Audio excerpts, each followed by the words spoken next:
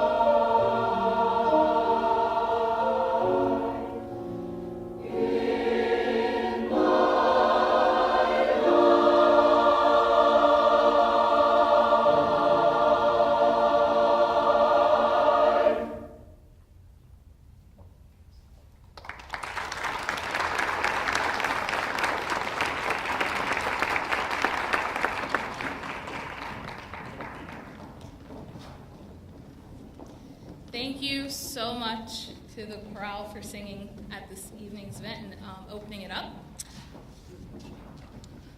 Okay, folks, we are so honored to have our university president, Dr. Catherine Fell, here to officially welcome you to all to our celebration.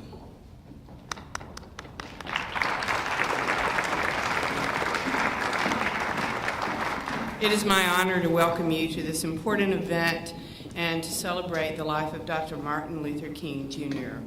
I think it's fitting that the University of Findlay should take this day to recognize the vision and the dream of this great leader, and that we should reflect again upon our diversity statement to which All of us, faculty, staff, students, and Board of Trustees, have committed ourselves and think again at how to live out this very mission. So if you will listen carefully, I'll read this brief statement to you.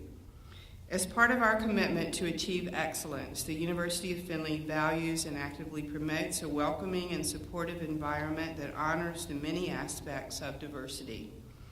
We aspire to foster acceptance of, respect for, and appreciation of all persons in our campus community. We celebrate our commonalities and unique differences, and we acknowledge that diversity broadens learning, stimulates creativity, promotes the exchange of ideas, and prepares our students for meaningful lives and productive careers. Welcome to the University of Findlay. Thank you.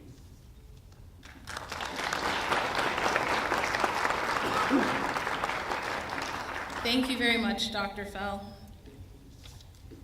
Okay, at this time, we would like to share a small video that includes a few students here at UF. In this video, students were asked the question, what does Dr. Martin Luther King Jr. I Have a Dream speech mean to you? And also to share some instances of unifying situations that they've encountered here on campus. So without further hesitation, here's our video.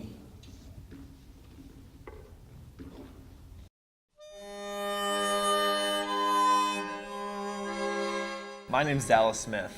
My name is Amua Karobo. Well, to me, his I Have a Dream speech is more about equality and freedom, and anybody, regardless of their differences or anything that can make someone different from another person, regardless of that, they should have the same opportunity and the same equality to do whatever they want to in the world, regardless of their differences. I think the I Have a Dream speech is about love. I mean, we all come from different backgrounds, whether it's majors, races, cultures, and I think just loving on everyone and having those experiences with each other, no matter what your background is.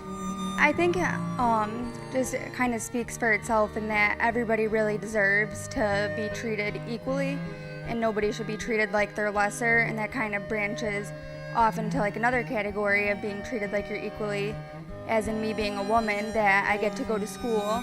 And so overall, everybody deserves to have the same opportunities. Well, looking back on diversity, I think it's a big thing to recognize the fact of how diverse this campus as well as other campuses are. Of course, you look back in the 60s, this probably was not happening, where different cultures intertwine with each other like we do now.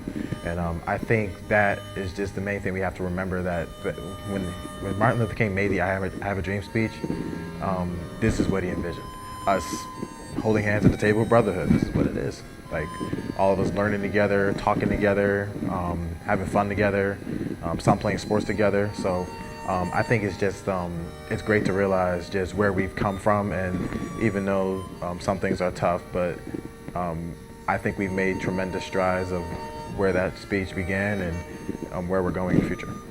The message that I get from that is that he's really focusing on people just seeing each other for who they are, seeing each other as people, and not looking at them based on their outer shell, based on their skin color, or whether they're tall or short, or whether they have blonde hair, or black hair, or dark hair, or light hair. Those kind of things don't matter. I think what his speech really means is just he wants people to look at each other and see them for who they really are, to see that they're people with hearts, people who have feelings and emotions, and that we all bleed red, that we're all the same on the inside, which is what truly matters. And I think something he really tries to communicate is that by working together and helping each other, we can really accomplish so much more than being against each other and creating sides in different groups. I think that unity on campus is really everybody supporting each other by going to different events that different clubs put on. And then also being on student government, we fund the clubs with the money for their events. And so by going to different events, you're supporting clubs and the hard work that they put towards everything they do to make people have something fun to do on campus. What Martin Luther King I Have a Dream speech means to me is it really does give a demonstration, or it shows how hopeful he was for the future of the progress that we could make as a people and as a nation. I went on a leadership retreat through the university my first time earlier this semester, and it's kind of like going in blind. So you fill out an application and you don't really know who's going to be there. So on the bus driving to the actual retreat, it was like a different scenario because I was surrounded by people I've never met them before, some freshmen, some upperclassmen, just different people. But you find yourself talking to everyone because we're all in the same experience together. We don't know where we're going. It was the site was a secret. They didn't tell us where we're actually going. So you don't know where you're going. You don't really know people around you, but you're moved to talk to people and unite with them. And then when we actually got to the location, we did different activities, interacting with each other, and it brought on the aspect of unity because we got to talk to each other and interact with each other, and we did a lot together, bonding wise. I just thought it was amazing that one man could bring, an entire nation together. And I really, even, as a kid, I just thought, like, skin color shouldn't matter, and like the hair color and eyes and none of that, your cultures, it really shouldn't matter. I think what he was trying to say was kind of what Katie said, just who the person is on like the inside. The whole don't judge a book by its cover kind of thing. That's really what Martin Luther King's speech like kind of said to me, and that, see the person for who they are. Travel abroad and serve abroad with individuals from different backgrounds. It's called Order Serving Abroad. So we get people from different majors, so either from science background or business background. We all get together and go serve a common purpose, and the unity aspect is just amazing. You grow with each other in a different culture because we're all uncomfortable. That's definitely the best way to unite a group of people. I'm here on campus at the University of Findlay, a great place that has helped with fostering an environment where we focus on unity is the Intercultural Student Service Center. There I have networked and met with many people from different nations.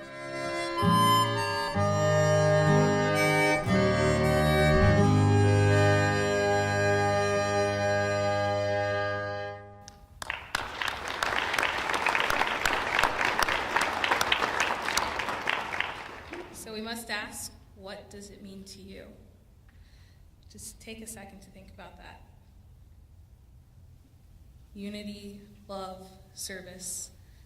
Thanks to the UF students that did take part in that video. Just kind of hit me. So now we would like to introduce our keynote for this evening. Yes, that's right. The man of the hour, actually his name is Mr. Wilson Okello. Mr. Okello is a student of poetry, believing in the power of creative expression as a method to generate critical self-reflection, inspire confidence, and achieve agency. Son to the high expectations of an immigrant father and a mother whose love and support are the backbone of his pursuits, his desires to repay their stewardship by assisting others in the transformation of themselves and their communities. Born and raised in Youngstown, Ohio, he attended Youngstown State University, where he earned his Bachelor's of Science degree in education. From there, he accepted a fellowship to attend the University of Rhode Island, where he earned his Master's of Science degree in Human Development and Family Studies College Student Personnel. Currently, Wilson is an instructor, research associate, and doctoral student in the Student Affairs and Higher Education program at Miami University, and the founder of the Truth to Power Project.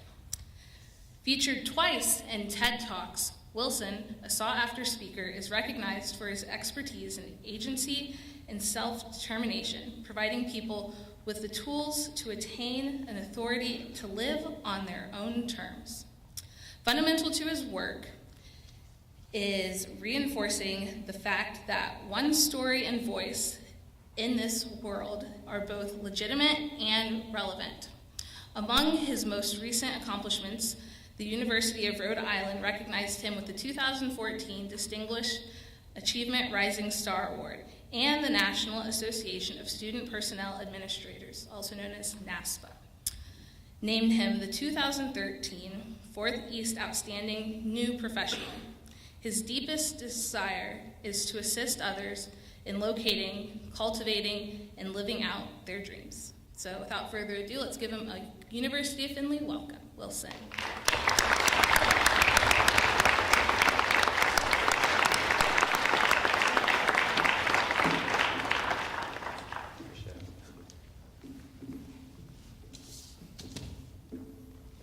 Thank Thank you all so much for having me. It's such a pleasure and an honor to be before you. My thanks to Jonathan and Lauren and the wonderful students I had an opportunity to engage with this afternoon, Assistant Dean Sipple, so many others. Mr. President, I'm so appreciative of the opportunity to join you all. So we are born on the defensive. The commandments of twice as hard to be just as good. There is something about the blistering chill of oppression that will make your heart beat faster. Like the exhale from helium blooms, make your lungs work harder. Should I ever have a son or daughter, I pray their heart is irregular. The crescent snare at the front of marches. The quickened whistle of tea kettles bubbling over. I will speak to their mother's womb, the place where their power comes from, and tell them to protect the place where their power comes from. I will tell them I'm angry. Not with them, but with the pacifism that blankets the world they call home, a blended wool that will leave you motionless and numb, a comfort so grand you feel nothing at all when I lay them in bed. Ignorance will not be the sheets I tuck them into, nor the pillow they rest their head on. They will never be able to shout when danger is coming. I will read to them. All the things their schools won't, with hosts that ball when Morrison and Lord will be their safe house. When they have run out of reasons to stop trusting what they are teaching, they will know that this complexion will threaten. And with my hands trembling, they will sense I can't protect them. No weapon formed against them shall prosper, but do not give them a reason to make an attempt. I will instruct them in a lightening and darkening of their voice. Although it won't save them, they will at least be able to go through the front door. They will know that some locks still require codes. No matter how many keys they give you, do not mourn this lack of power. Even when you feel defeated, hold as much confidence on your tongue as will fit in line the walls of your mouth with glory. Glory, hallelujah, is your fortress for solitude. Color blindness doesn't mean they can't see you. It means they choose not to. You are not invisible. Resist the reduction of your radiance, my son, my daughter. The sun has never apologized for its cadence. In the moonlight, will never face penalty for its waves. Some folks feel trapped in bodies. Others feel trapped in boxes. Both are coffins. Each time you open your mouth, you make a way of escape because it ain't freedom until your soul don't doubt it. You will always be too much or too little and never enough of both, none of which are your problem. Cherish the boisterous anger this gives rise to and raise your allegiance with it. Be exceptional. But you are not the exception. Should the police ever pull you over, use your Sunday school manners and your inside voice. Yell only when you have crossed back over the tracks. You are your brother's keeper, but do not forget about your sisters. They are the pulse of every living and godly thing. Do not pretend convenient beliefs, though they are the easiest to make sense of. You will never be able to hear the city crying, the rumblings of hungry children and a nation who forgot to feed them. Closing your eyes won't make this pain go away. It will only sustain you until morning. When they have made an error, I will forgive, I will love, and then I will discipline. But because of who they are, this world will deal with them harshly and not in that order. Make all the mistakes you can before bedtime so that I know what to ask God for when they should talk back. Swelled up in disappointment for the poor decisions I am sure to make, I will bow to them. For they have commenced an audacious hope that will speak back to what is reprehensible. Authority is not invincible. Tell them how you feel. They will not go without knowing that racism is real. In the company of sexism and patriarchy, cousins that make the very angels weep. Do not deny the truth of their existence, lest your children have to pay for your mistake. And when they come home, battered, from a world that has not decided whether or not they want them, drop their bag on the floor, look at me and say, Daddy, I did what you told me to do. I will hug them without saying a word and prepare them to face this life again tomorrow. Ta-Nehisi Coates, a writer for The Atlantic, offers a stark contrast between what America believes it has achieved and the realities of people who live outside of what he calls the dream. In documenting a narrative letter to his son, he writes about the death of Michael Brown, an unarmed teenager, black teenager who was shot and killed in Ferguson, Missouri about a year and a half ago. In writing this letter, he talks about the evening when they watched the non-indictment be handed down by the St. Louis prosecutor. After the decision was handed down, Coates' son runs off to his bedroom crying. After about a minute, Coates goes in to check on his son and writes the following. He said, "I didn't comfort you. I didn't hug you. I didn't tell you it was going to be okay because I never believed it was going to be okay. What I told you is what your grandparents tried to tell me, and that is this, that this is your country, this is your world, this is your body, and you have to figure out how to live within all of that." The question of how does one live in this black body within a country lost in the dream has been the question of my life. I believe it to be a profound question that we all must wrestle with as it relates to our own social identities and locations. As I wrestled with this question, I wrote the piece that you just heard. As I continue to chip away at what this question could mean for my life and for my existence, I surfaced an agency that I believe we are all capable of achieving in response to pursuing equity and justice in our world. It was James Baldwin who said that this is your home. Do not be driven from it. Great people have done great things here and will again, and we can make America become what it must become. It will be hard, but you come from a steady peasant stock. And people who picked cotton, dammed rivers, and built railroads, and in the teeth of the most terrifying odds, achieved an unassailable and monumental dignity. We can make America become what it must become. It's because of texts like these that I stopped believing in heroes and heroines. Not because I grew out of them, but because I realized that they were flawed. They were errant, misleading, deceptively reliable. They were human, and underneath their masks and capes hid all the things I believed that they were insulated from, an armor built to withstand and to keep the messy from getting out. I stopped believing in heroes and heroines when I realized that I should be celebrated, be pinned into legend, lights, camera, action, and imitation. For each day, this world has tried to kill some piece of me and failed. With no roaring applause, no standing ovation, no medal stands, I'm offered a certificate, my ticket to try this feat again tomorrow. So I wrote reminders to myself to be kind to the person I was becoming while learning to stretch my wings. Wrote healing on both arms so that I could wrap myself in love. Wrote peace of mind on every mirror I pass by. At least I forget what it looks like. Don't you ever forget that you are beautifully inspiring. Our own best and only option for survival. No one else is coming. Each day, this world has tried to kill some piece of me and failed.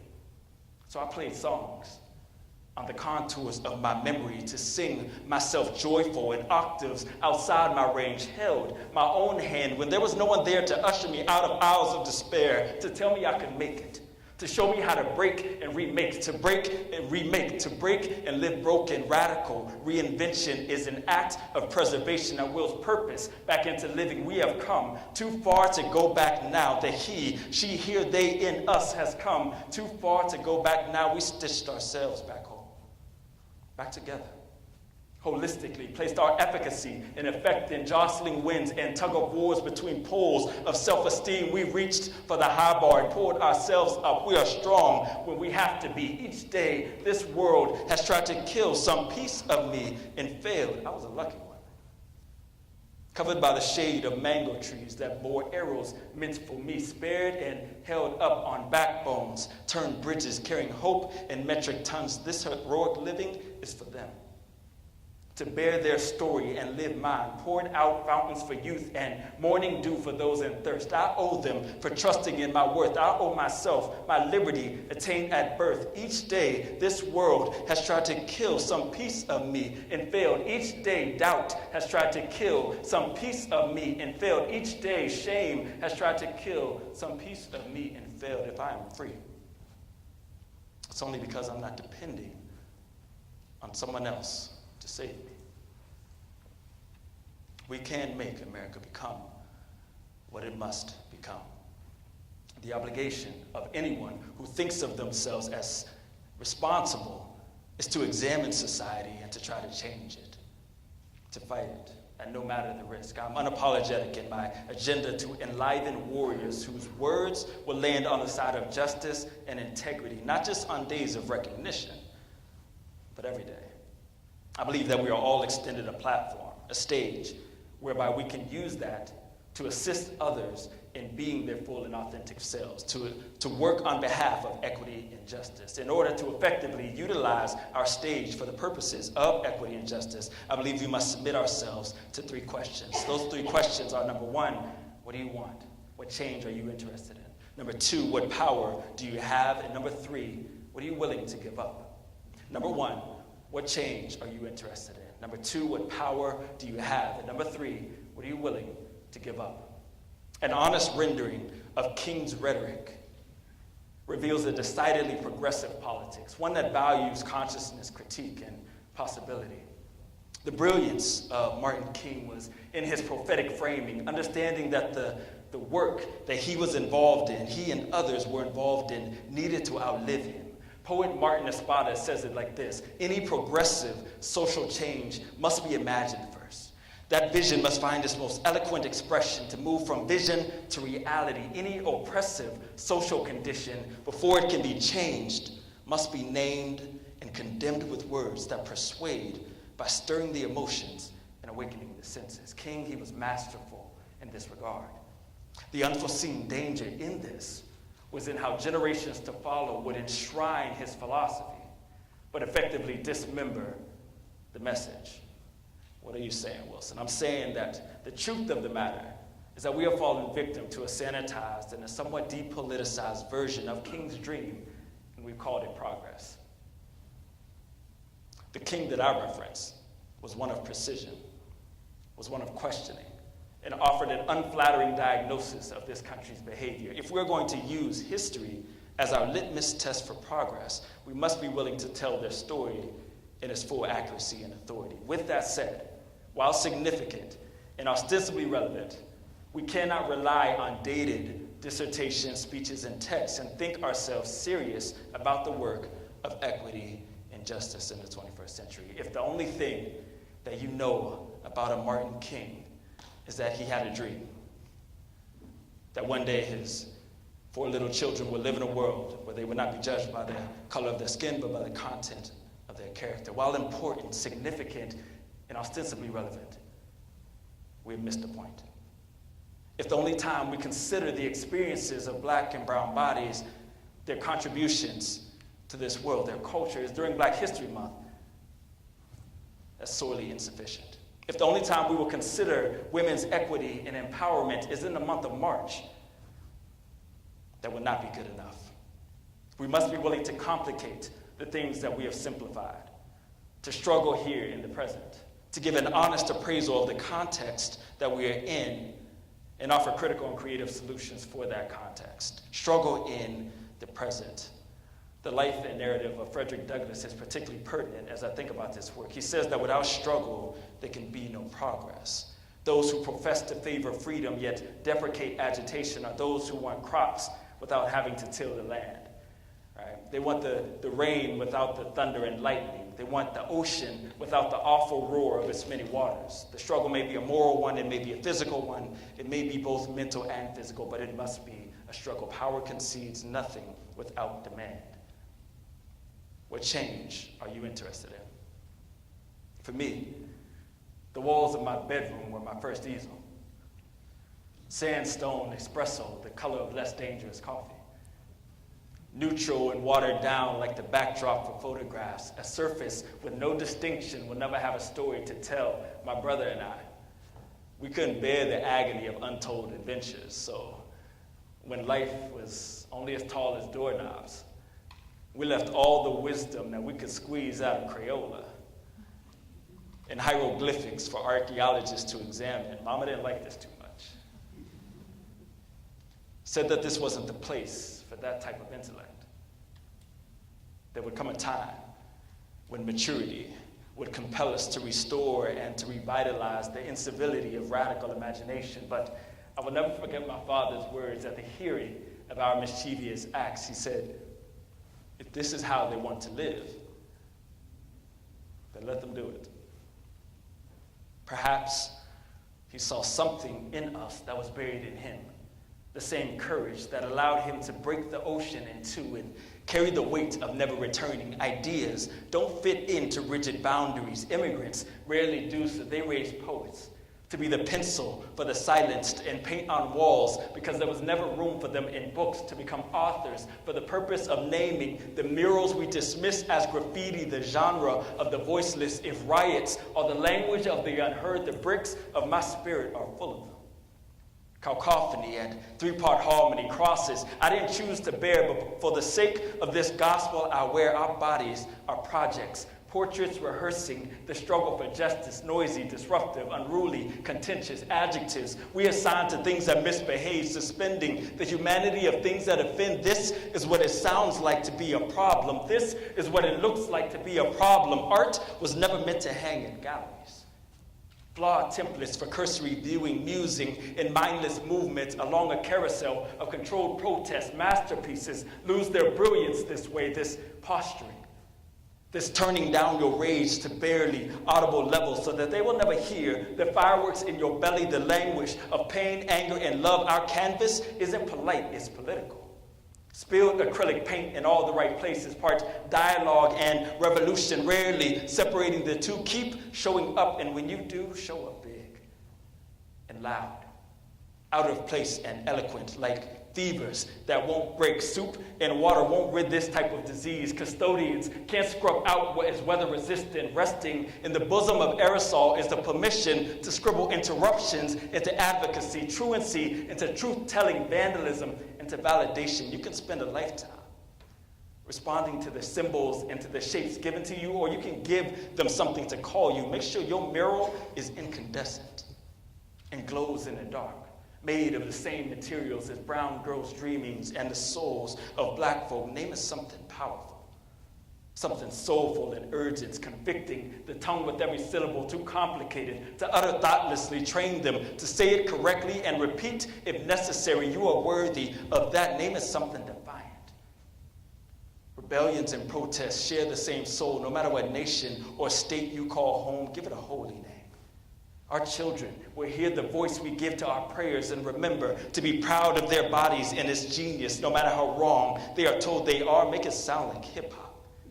Literacy of recovery, rebirthed with the soundtrack of resistance, written on vinyl, arresting a world that co-opted your rhythm and blues. Return to our possession, a license to move freely. Call it umoja, ujima, ujamani, akumba, and every principle that reaffirms the beauty from which you ascend. Name it Jericho.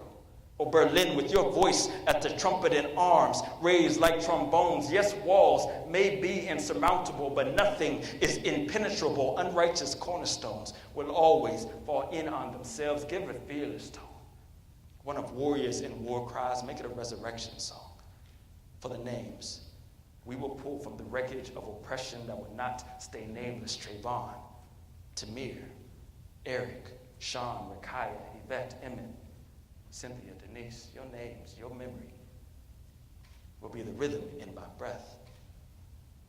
It'll be the paint on my hands. Our lives are murals with no name until we give it one. What change are you interested in? Number one.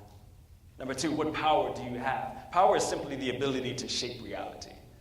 I believe that we all have power, irrespective of the energy we spend contending that we are powerless. I believe we have the ability to be curators and arbiters of knowledge. And where I come from, knowledge is always a source of power. We can take that knowledge and develop a perspective, take that perspective, infuse it with our agency, and do what I call speaking truth to power. When you speak truth to power, you are trusting that the only limitations that exist for you are the ones that you create on your mind. Truth to power is doing the thing that scares you because the risk of doing nothing is too great a burden to bear. Truth to power is being led by the core of who you are, not the frail building blocks of your ego.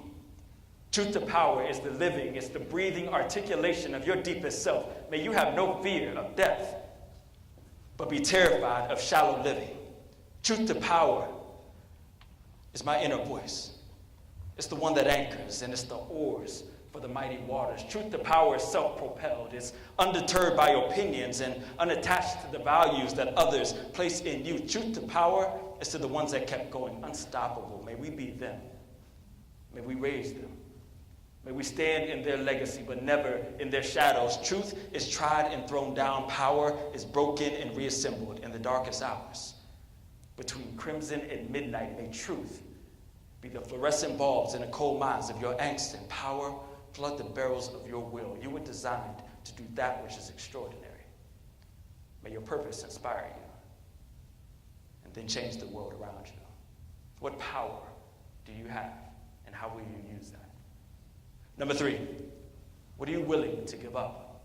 If we were to canvass history, we would see countless examples of individuals at points of departure, critical moments in their life and destiny where they made the unpopular affront on a stage where the world was watching to speak truth to power. Take Nina Simone, the sultry singer from North Carolina that dreamed of being a classical pianist.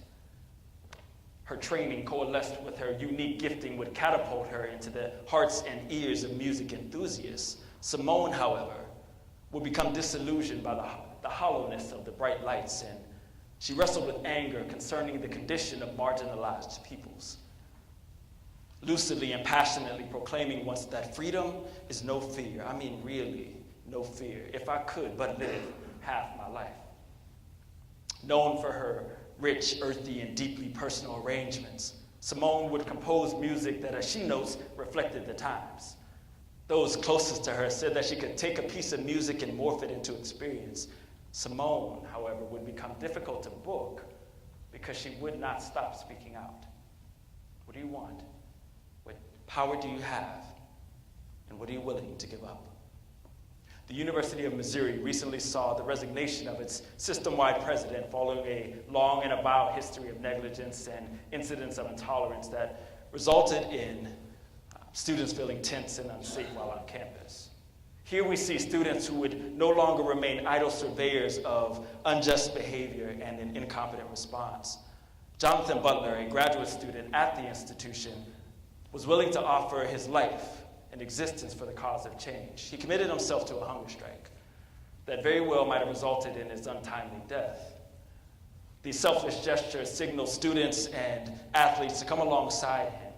The ripple sent a tide across the nation at places like Yale, at Princeton, at Purdue, at Miami, and dozens of other institutions where students had discovered a newfound sense of agency. There wasn't a stage, so they built one. Invariably, these students would face pushback and be forced to occupy the less than popular position of troublemaker, but those students assume something about their humanity that assures them that they deserve better. What do you want?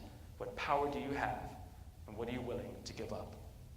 48 years ago, at the Mexico City Olympics, Tommy Smith, John Carlos, and Peter Norman became symbols of political struggle and the portrait of open defiance. After finishing first, second, and third in the 200-meter dash, the athletes did the unimaginable. During the national anthem, with their heads bowed, Smith, with a black glove on his right hand, raised his fist to the sky. Carlos, with a black glove on his left hand, raised his fist to the sky, symbolizing an arc of unity. The athletes wore black socks, symbolizing poverty in a racist America. Peter Norman, the often forgotten white athlete, wore a badge symbolizing the Olympic Project for Human Rights on his jacket and stood in solidarity with the athletes. The act would be seen as a deliberate breach of the Olympic spirit. But according to Carlos and Smith, how could we be celebrated on this podium while our people suffer at home? Smith and Carlos would face immediate consequences.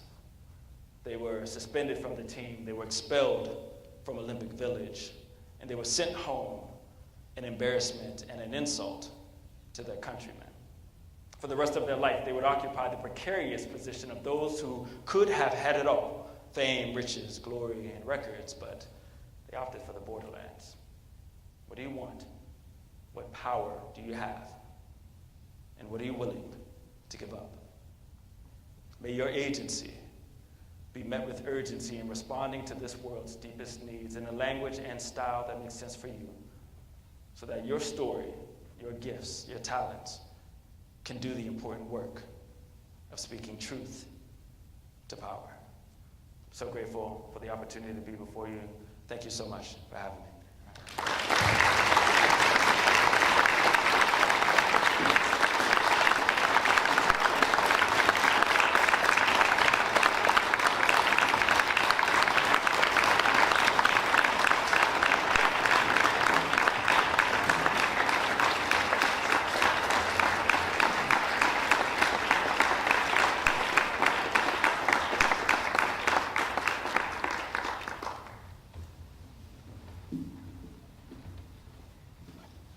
Can we just hear it one more time for Wilson, please?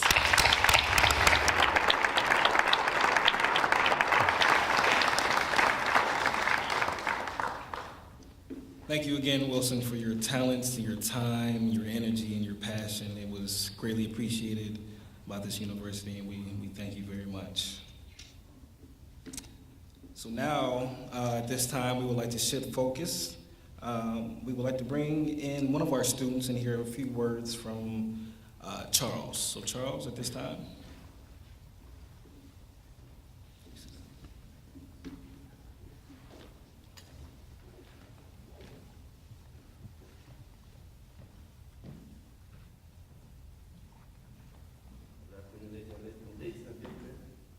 My name is Charles Campbell.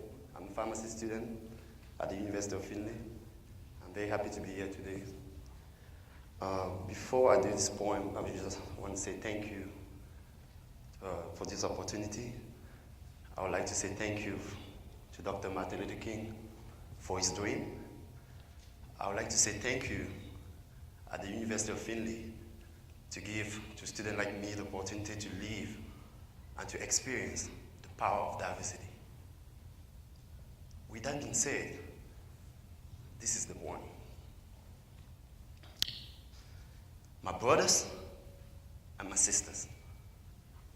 My brothers and my sisters are not always the one who look like me, dress like me, or talk like me.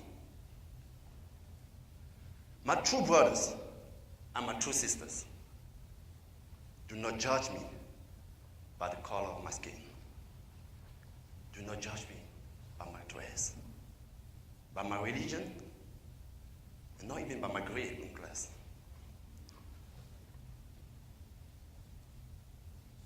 Alone, I am weak. But with my brothers and my sisters from the north,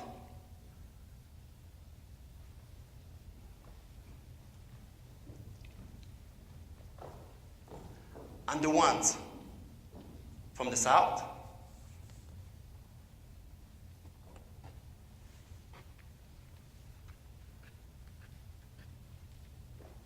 and the one from the east,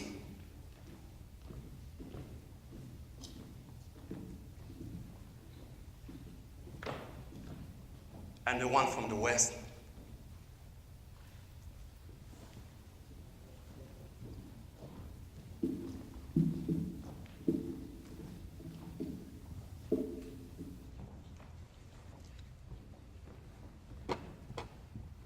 Together, we stand. Together, we are family. Together, we are our nation. Together, we are the future of the world. Thank you so much.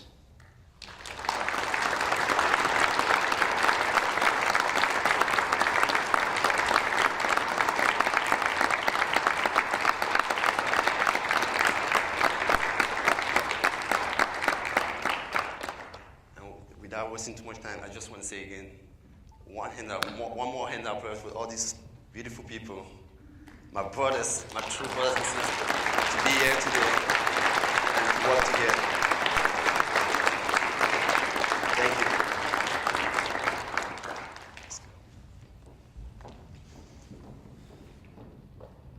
Thank you guys so much. Thank you, Charles. Just thank you.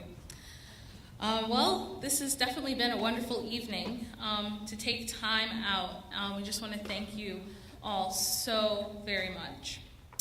A special thank you to Dr. Anders in the choir, Dr. Fell, Mr. Wilson O'Kello, and to Charles for their time and talent this evening. And now we would like to welcome Ryan Smith. He is a member of our University of Findlay Diversity Initiative, and he is actually going to do our closing now. So, Ryan.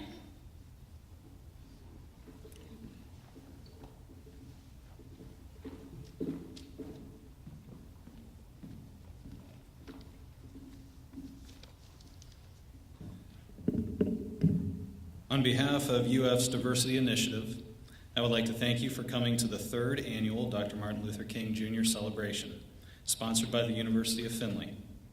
We're glad that you're with us to celebrate Dr. King and his legacy, and we thank all of the various individuals who made tonight possible. Also like to give a special thank you to Mr. Wilson O'Kello and our students who shared their message as well. Let's give one last round of applause, please.